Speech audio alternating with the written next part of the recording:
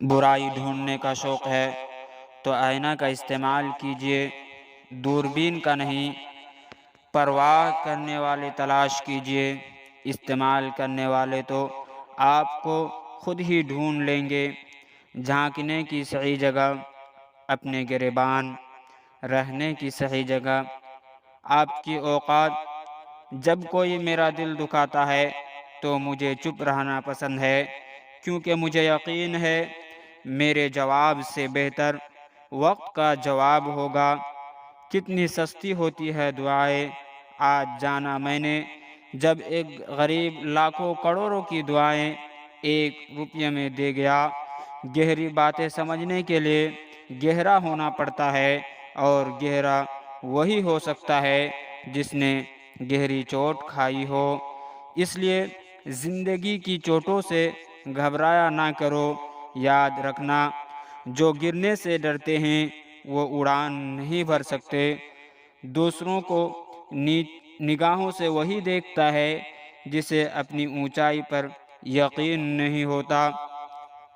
یہ بات نہیں کہ میں بہت عقل مند ہوں، مگر سوالوں کے ساتھ وقت بہت گزارتا ہوں۔ جس عمل سے دنیا کا ایک بھی دل ناجائز ٹوٹے، اس عمل سے رب کیسے خوش ہو سکتا ہے؟ زندگی کبھی کبھی ایسی ٹھوکر مارتی ہے کہ انسان سیدھا رب کے سامنے جا گرتا ہے۔ کتنی ویران سی رہ جاتی ہے دل کی بستی، کتنے چپ چاپ سے چلے جاتے ہیں جانے والے۔ تکیے پر آنسو بہانے سے حالات نہیں بدلتے، جاؤ رب کے سامنے آنسو بہاؤ، ساری پریشانیاں بہہ جائیں گی۔ زندگی نے بہت کچھ سکھایا، کتابوں نے بھی رہنمائی کی، لیکن جو سبق انسانی رویوں نے سکھایا، نہ تو وہ زندگی کے کسی ورق پہ اور نہ ہی کتاب کے کسی صفحے پر تحریر تھا۔ سچائی اور اچھائی کہیں بھی ڈھونڈ لو، اگر وہ تم میں نہیں تو کہیں بھی نہیں۔ اس انسان سے دوستی مت کرو جو اپنی ماں سے اونچی آواز میں بات کرتا ہو، کیونکہ جو اپنی ماں کی عزت نہیں کر سکتا، وہ آپ کی عزت کبھی نہیں کرے گا۔ زندگی